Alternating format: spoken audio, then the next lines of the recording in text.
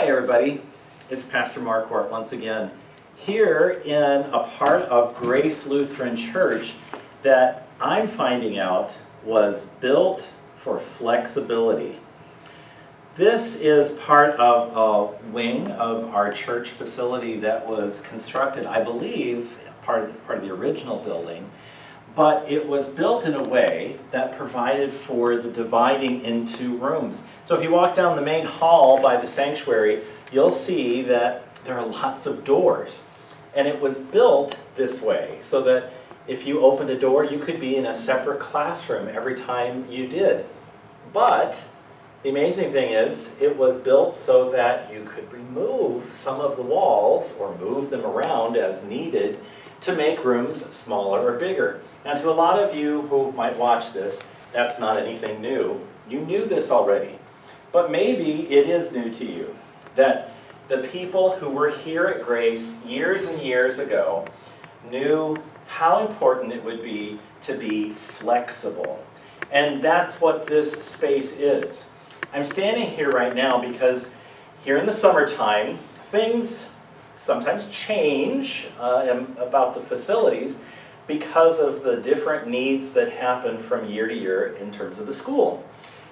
You know, the preschool began, and then grades got added, and finally middle school got added, and now we have extended care, and it's amazing the ways that God has blessed the school ministry at Grace Lutheran. And one of the ways right now is a record enrollment, which meant the need to do some rearranging and moving some of our preschool classrooms here and there. There's a wall that used to be right about where I'm standing that's gone, which means this space now will accommodate our 3-year-old preschool classroom. It does mean some other changes to take a wall and move it over a few feet, but the key word that I keep thinking about is flexibility. And thank goodness the people who were here 40 or 50 years ago were thinking this way. They made it so that this could happen relatively simply. Flexibility was a key component of the ministry and the mission trips of St. Paul that we find recorded in the book of Acts.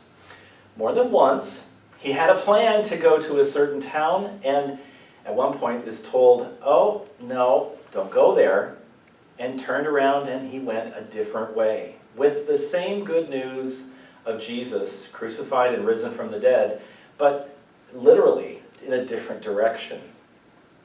Paul also ended up going to places that he might not have thought to go on his own, but God kept guiding him and directing him. And fortunately for those who heard him, even for us today, Paul listened to the Spirit's guiding when it came to where and how he should go with the good news of Jesus. That's what we do today. One great example I find in this section of the book of Acts that we're in is Paul's speech at a place called the Areopagus in Athens, where he finds out, he knew this, but he kind of addresses the crowd that's gathered at this huge marketplace, and he says basically this: I can see that you're very religious. You people have all kinds of shrines and idols and gods and goddesses lining this public square. But then there's one that you've put up that's dedicated to an unknown God. And Paul, instead of ranting and raving about what he found, he capitalizes on this unknown God section. And he starts his speech. He really gets into it. He says, you even knew you should somehow honor this unknown God.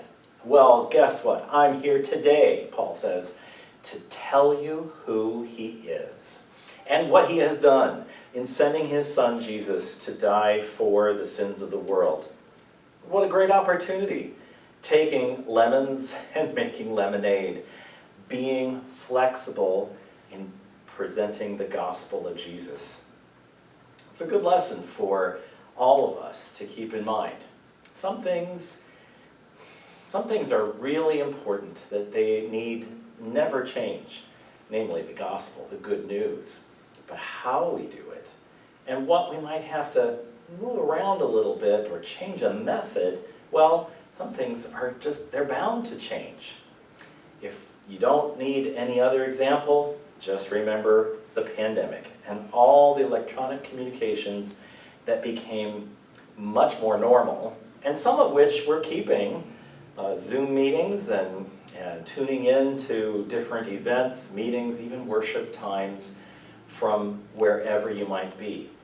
That wouldn't have been thought of even 10 years ago, and now it's almost a normal thing for us. So, flexibility, that's kind of the word of the day, the word for this week, and the word that I draw from this section of the book of Acts.